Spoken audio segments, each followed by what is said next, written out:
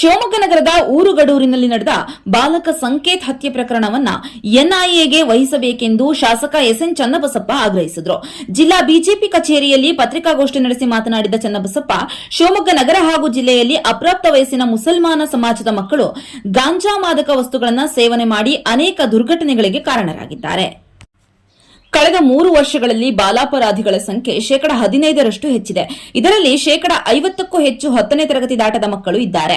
ಶಿವಮೊಗ್ಗದಲ್ಲಿ ಮೊನ್ನೆ ಅಪ್ರಾಪ್ತ ಬಾಲಕರ ಗುಂಪಿನಿಂದ ಸಂಕೇತ್ನ ಕೊಲೆಯಾಯಿತು. ಕೊಂದವರು ಅಪ್ರಾಪ್ತ ಬಾಲಕರು 8-9 ತರಗತಿಯಲ್ಲಿ ಫೇಲ್ ಆದವರು.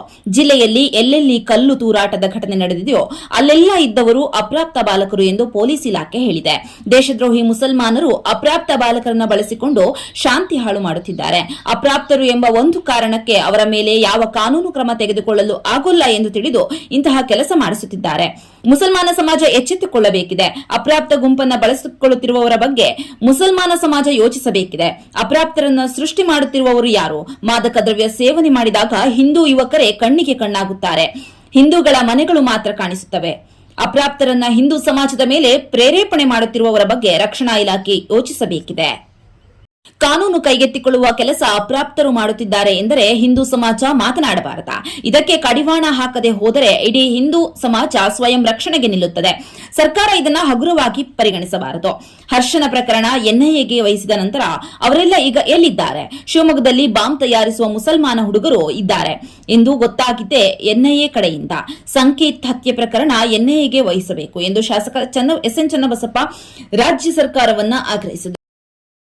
ಒಂದು ಸಣ್ಣ ಬ್ರೇಕ್ ನಂತರ ಶಾಸಕ ಎಸ್ಎನ್ ಚನ್ನಬಸಪ್ಪ ಏನ್ ಹೇಳಿದ್ರು ಕೇಳೋಣ ಬನ್ನಿ. ಸರ್ಫಾ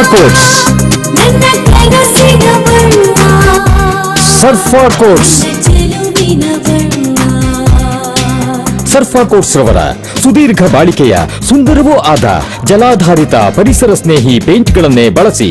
ಸರ್ಫಾ luxury emulsion paint, odourless, low ವಿವೋಸಿ,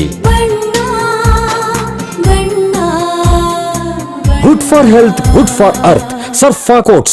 Looking for a little joy in every bite?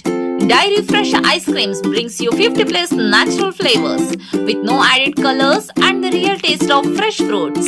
Made with goodness from the Malenadu region.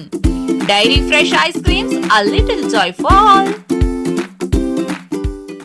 ನಮ್ಮ ನಂಜಪ್ಪ ಆಸ್ಪತ್ರೆಯಲ್ಲಿ HPV ವ್ಯಾಕ್ಸಿನ್ ಡ್ರೈವ್ ಸ್ಟಾರ್ಟ್ ಮಾಡಿದೀವಿ. HPV ಹ್ಯೂಮನ್ ಪ್ಯಾಪಿಲೋಮಾ ವೈರಸ್ ತುಂಬಾನೇ ಸಾಮಾನ್ಯವಾಗಿ ಇರುವಂತಹ ವೈರಸ್. ಈ ಗರ್ಭಕಂಠ, ಯೋನಿ, ಪುರುಷರಲ್ಲಿ ಶಿಶ್ನದ ಕ್ಯಾನ್ಸರ್, ಗುದದ್ವಾರ, ಗಂಟಲು ಕ್ಯಾನ್ಸರ್ಗಳಾಗುವಂತಹ ಚಾನ್ಸಸ್ ಇರುತ್ತೆ. ಒಂದು ವ್ಯಾಕ್ಸಿನ್ ಹಲವಾರು ಕ್ಯಾನ್ಸರ್ಗಳನ್ನ ಪ್ರಿವೆಂಟ್ ಮಾಡಬಹುದು. 9 ರಿಂದ 45 ವರ್ಷದೊಳಗಿನ ಮಹಿಳೆಯರು ಹಾಗೂ ಪುರುಷರು ಇದಕ್ಕೆ ಎಲಿಜಿಬಲ್ ಇದ್ದಾರೆ. ಇದರಲ್ಲಿ 2000 HPV ವ್ಯಾಕ್ಸಿನ್ ನಾವು ಡಿಸ್ಕೌಂಟೆಡ್ ಪ್ರೈಸ್ 1500ಕ್ಕೆ ಕೊಡ್ತಾ ಇದ್ದೀವಿ. ತಪ್ಪದೇ ಈ ಆಪರ್ಚುನಿಟಿನ ಯೂಸ್ ಮಾಡ್ಕೊಳ್ಳಿ.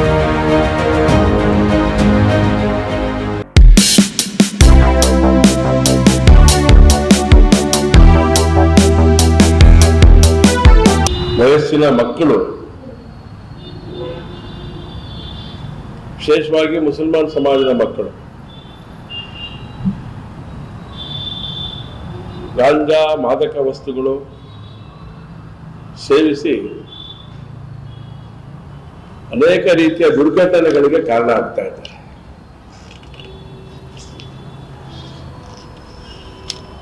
ಶಿವಮೊಗ್ಗದಲ್ಲಿ ಕಳೆದ 3 ವರ್ಷದಲ್ಲಿ ಬಾಲಾಪರಾಧಿಗಳ ಸಂಖ್ಯೆ 15% ಹೆಚ್ಚಾಗಿರುವಂಥದ್ದು.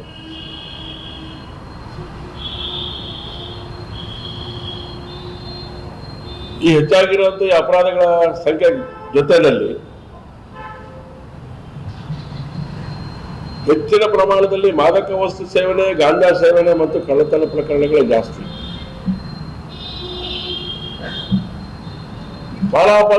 ಬಾಲಾಪರಾಧಿಗಳಲ್ಲಿ 50ಕ್ಕಿಂತ ಜಾಸ್ತಿ 10ನೇ ತರಗತಿಯಲ್ಲೂ ಕೂಡ ಮುಗಿಸದೇ ಇರುವಂತ ಮಕ್ಕಳು ಇರುವಂತದ್ದು ನಾವು ಕಾಣ್ತಾ ಇದ್ದೇವೆ. ಒಂದು ಗಂಭೀರವಾಗಿ ಯೋಚನೆ ಮಾಡಬೇಕಾಗಿರುವಂತ ಒಂದು ಸಂಗತಿ. ಗಾಂಜಾ ಮತ್ತು ಮಾದಕ ಸೇವನೆಯಿಂದ ಶಿವಮೊಗ್ಗ ಜಿಲ್ಲೆಯಲ್ಲಿ ಅನೇಕ ಕಡೆಗಳಲ್ಲಿ ಕಲ್ಲು ತೂರಾಟಗಳು ನಡೆದಿರುವಂತದ್ದು ನಾವು ನೋಡ್ತಾ ಇದ್ದೇವೆ. ಶಿವಮೊಗ್ಗದಲ್ಲಿ ಮೊನ್ನೆ ಅಪ್ರಾಪ್ತ ಯುವಕರ ಗುಂಪು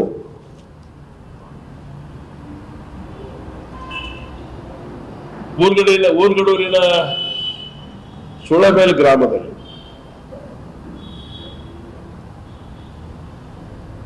ಒಬ್ಬ ವಿದ್ಯಾರ್ಥಿಯ ಕೊಲೆ ಆಯ್ತು. ಸಂಕೇತನ ಕೊಲೆ ಆಯ್ತು. ಸಂಕೇತನ ಕೊಲೆ ಮಾಡಿದ್ ಯಾರು ಅಂತ ಹೇಳಿದ್ರೆ ಅಪ್ರಾಪ್ತ ಬಾಲಕರು. ಆ ಬಾಲಕರು 8 ಮತ್ತು 9 ತರಗತಿಗಳಲ್ಲಿ ಫೇಲ್ ಆಗಿರುವಂತ ವ್ಯಕ್ತಿಗಳು.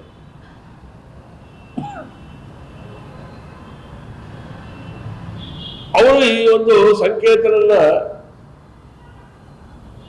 ಮರ್ಡರ್ ಮಾಡುವಂತ ಕೆಲಸವನ್ನ ಮಾಡ್ತಾರೆ.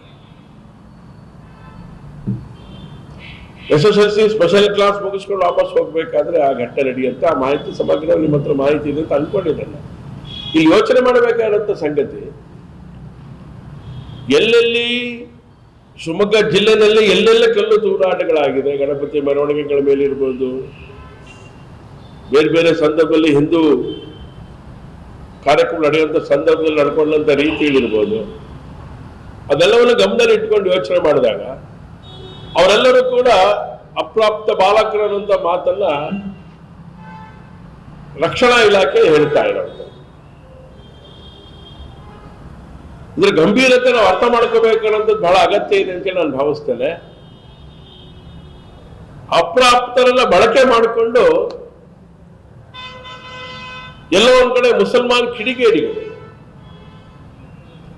ಅವರ ಮೂಲಕ ಈ ರೀತಿಯ ಕೃತ್ಯಗಳನ್ನು ಮಾಡಿಸುವಂತ ಕೆಲಸವನ್ನು ಮಾಡ್ತಾ ಇದ್ದಾರೆ. ಇದೊಂದು ಬಹಳ ದೊಡ್ಡ ಪರಿಣಾಮ ಈ ಸಮಾಜದ ಮೇಲೆ ಆಗತ್ತೆ. ಅಪ್ರಾಪ್ತರನ್ನ ಸೃಷ್ಟಿ ಮಾಡ್ತಿರೋರು ಯಾರು? ಆ ಕಿಡಿಗೇಡಿಗಳು ಯಾರು? ಮಾದಕ ದ್ರವ್ಯ ಸೇವನೆ ಮಾಡಿಬಿಟ್ರೆ ಅವ್ರಿಗೆ ಕಣ್ಣಿಗೆ ಕಾಣೋದು ಅದು ಯಾವ ರೀತಿ ದ್ರವ್ಯ ನಮಗೂ ಗೊತ್ತಿಲ್ಲ. ಅವ್ರು ಹಿಂದೂಗಳೇ ಕಾಣ್ತಾರೆ ಆ ದ್ರವ್ಯ ತಗೊಂಡ್ಬಿಟ್ರೆ. ಹಿಂದೂ ಯುವಕರೇ ಕಾಣ್ತಾರೆ, ಹಿಂದೂ ಮೆರವಣಿಗೆಗಳಿಗೆ ಕಾಣುತ್ತೆ.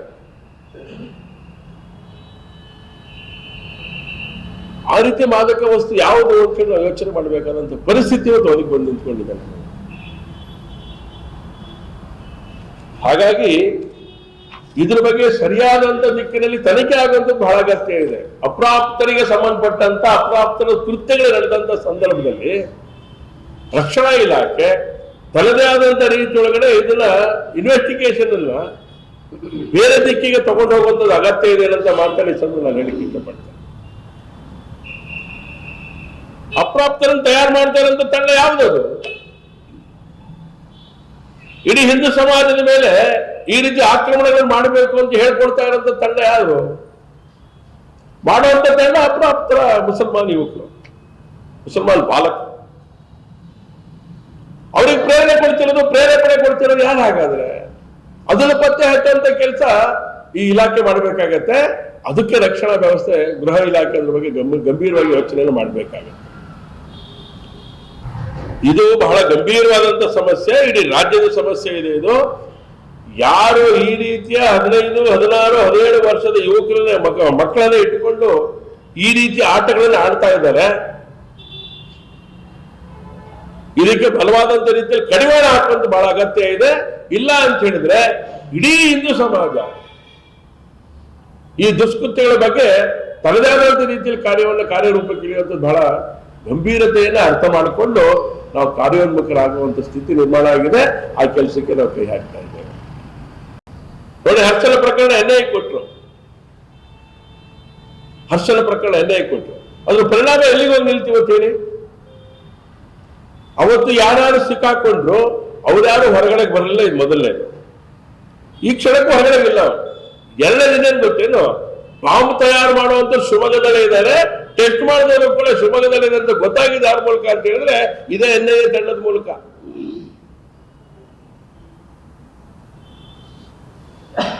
ಹಾಗಾಗಿ ಅವಶ್ಯಕತೆ ಬಿದ್ದರೆ, ಅಗತ್ಯ ಬಿದ್ದಿದ್ದನ್ನು ಕೊಡಿ. ನೀವು NIAಗೆ ಕೊಡುವುದಿಲ್ಲ, ನಿಮಗೆ ಆಗೋದಿಲ್ಲ. ಇದು ನಿಮ್ ಕೈಲಿ ಆಗೋದಿಲ್ಲ. ಇದನ್ನ ಯಾಕಂದ್ರೆ ನೀವು ಅವರನ್ನ ಪ್ಲೀಸ್ ಮಾಡ್ಲಿಕ್ಕೆ ಹೊರಟ್ಬಿಟ್ಟಿದ್ದೀರಿ. ನಾವೇನೇ ಹೇಳಿದ್ರೆ ಪೊಲಿಟಿಕಲ್ ಏನೇ ಹೇಳ್ತಾ ಇದಾರೆ ಅಂತ ಅನ್ಕೊಂಡಿದ್ದೀರಿ. ಸಾಹಿತ್ಯ ಹಿಂದೂ ಮಕ್ಕಳು. ಹಾಗಾಗಿ ಸರ್ಕಾರ ಇದನ್ನು ಗಂಭೀರವಾಗಿ ತಗೊಳ್ಳಿ. ಅಗತ್ಯ ಬಿದ್ದರೆ NIA ಕೊಟ್ಬಿಡಿ ಅಂತ ಹೇಳಿ. NIA ಕೊಡ್ಬೇಕು ನೀವು, ನಾನು ಆಗ್ರಹ ಮಾಡ್ತೇನೆ ಹಿಂದೂ ಸಮಾಜದ ಪರವಾಗಿ. ವಿಧಾನಸಭಾ ಅಧಿವೇಶನಗಳು ಕೂಡ ಇದನ್ನು ಚರ್ಚೆ ಮಾಡೋರಿದೆ ನಾವು.